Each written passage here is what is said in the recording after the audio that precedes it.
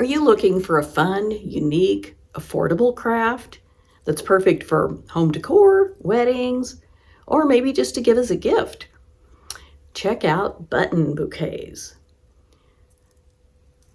I'll show you how to turn simple buttons into a few kinds of bouquets that will never wilt. And you can make them as formal and beautiful as you like, or as whimsical and funky as you like. To begin, I wanted to add to the kind of formal, fancy button bouquet that I've already made. And it features a lot of gold tone and cream or white centers. This is not exactly my style, but I think it's pretty. I'm just more of a funky type person. But I'm going to make one more stem to show you how easy this is. And I've used all kinds of different colored wires. As you can see here, here's gold and blue or kind of purple, a teal blue. I put in some swirls and different copper, red wire. So it's really eclectic in that way, but I think the beads are, or I'm sorry, the buttons, these are not beads, these are buttons, are pretty formal and fancy looking. So I have a couple here, and these are shank buttons. All of these that I've used are shank buttons, which means they have a little shank on the back, not holes that go through them like this. This is a 4-hole button.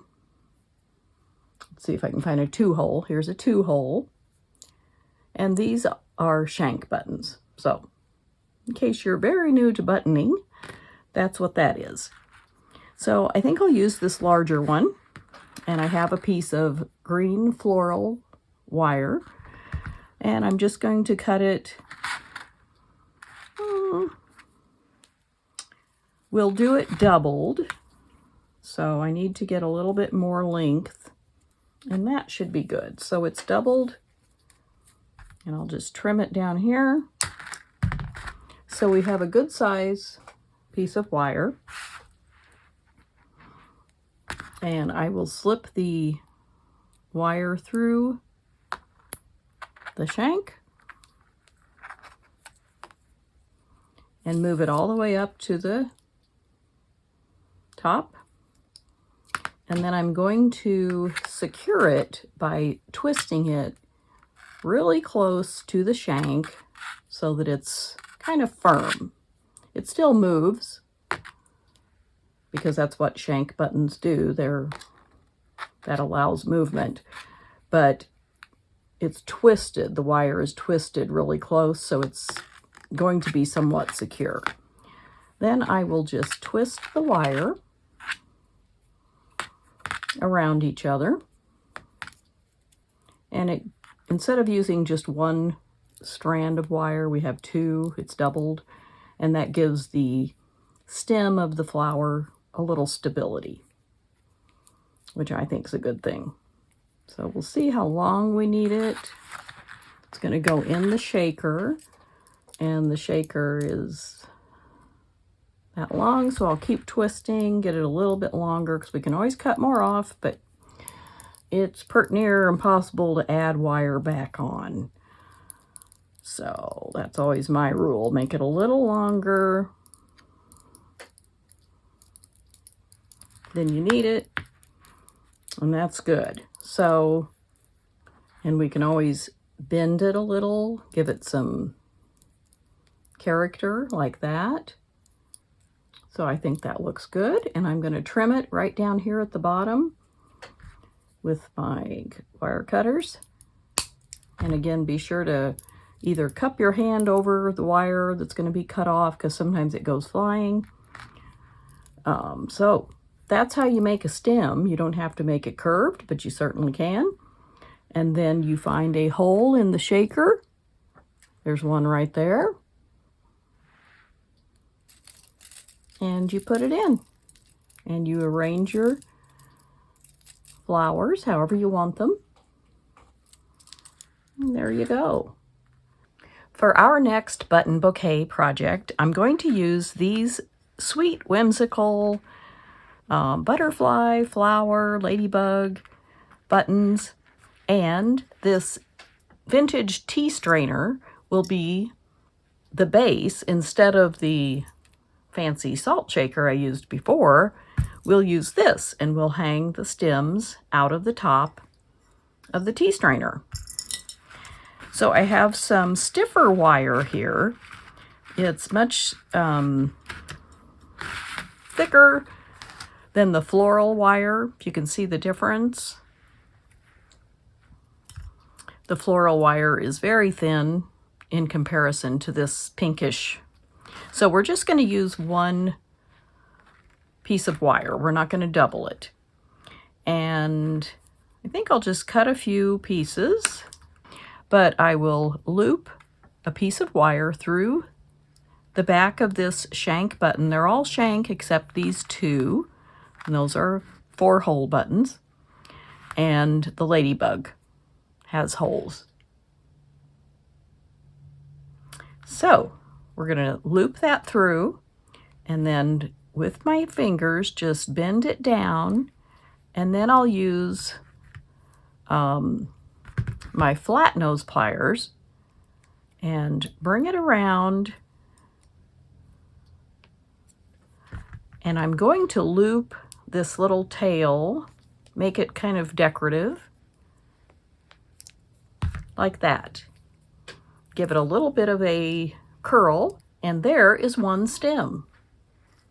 What I might do is try to put it through a hole in the bottom, because there are lots of holes down here. Yeah, it goes right through. And then I'm going to curl the bottom to hold it in place, act as a stopper, and I'm going to curl it right here at the base of the tea strainer lid, and then that will keep it in place. It'll keep the tail there, and this little curl right here will keep it in place on the top. And I think that's very sweet. We'll do the butterfly.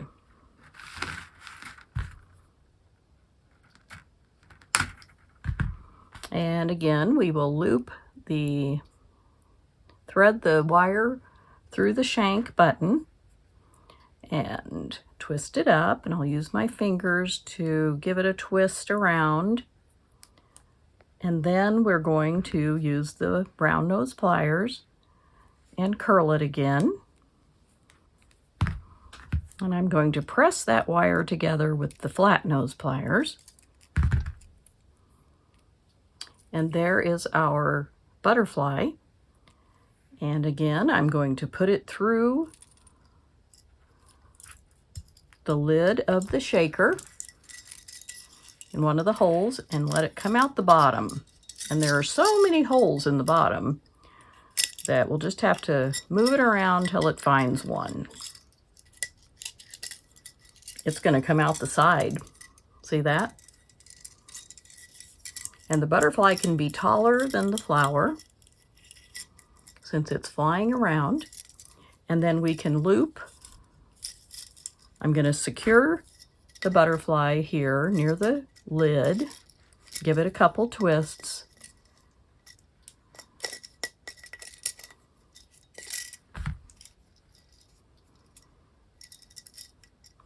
And then curl this wire around. Just give it some twists and turns. And secure it in place. And that's what it looks like from the side. I like that. So I am going to keep working on these, and I'll show you in a minute the finished product. And for the last one, I'm going to use 2 4-hole buttons and stack them up. I will thread one button on, then the other on top, and fold the wire over, and then push it back through buttons opposite I'm sorry, through holes that are opposite the hole that it's in, that it started in. And I have it just like that. And I need to bring this tail back down. And the wire is somewhat stiff. Kind of hard to pull. So I'm going to leave that little tip at the top. That'll be fine. Sometimes you just have to improvise. And there we have our last stem. And I'll put it right in here.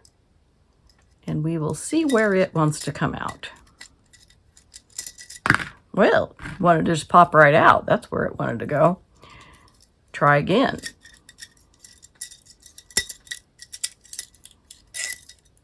There. Came right out the bottom of the tea strainer. And I will loop the end, give it a few decorative curls. And there is our fun and whimsical button bouquet made with flower, ladybug, and butterfly buttons.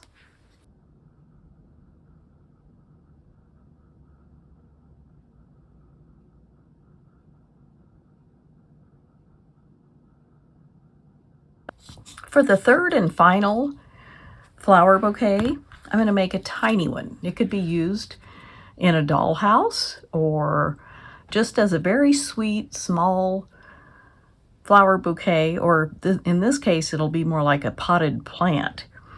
I'm going to use a thimble and put the flowers in it like they're growing. So I got a piece of styrofoam from an egg carton, and I'm just going to tear off a little bit, and I want to shove it down in there so that I'll have something to stick the little stems in. A little piece of packing peanuts would work. Just anything that will give, or a little piece of clay, something that will let the wire poke into and keep it steady. And that just popped out. So there's my thimble with some styrofoam in it. And I'm going to use some of the floral wire, because on this one, it's going to be very small. They're going to be short little stems, and the flowers, the buttons for the flowers will be very small. I picked out a few here, just some tiny little buttons.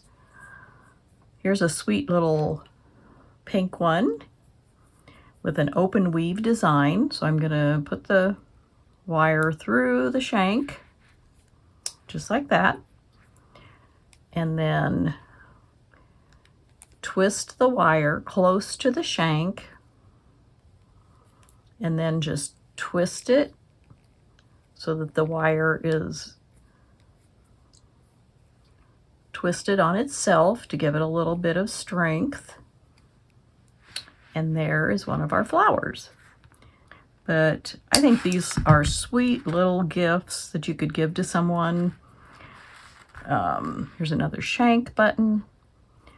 Just if you're going to visit, maybe as a hostess gift, or if someone's not feeling well, just whenever you want to brighten someone's day. I think they're very sweet, and they don't take up much room. They could put them beside their bed, you know, a little bouquet of flowers, or, you know, windowsill.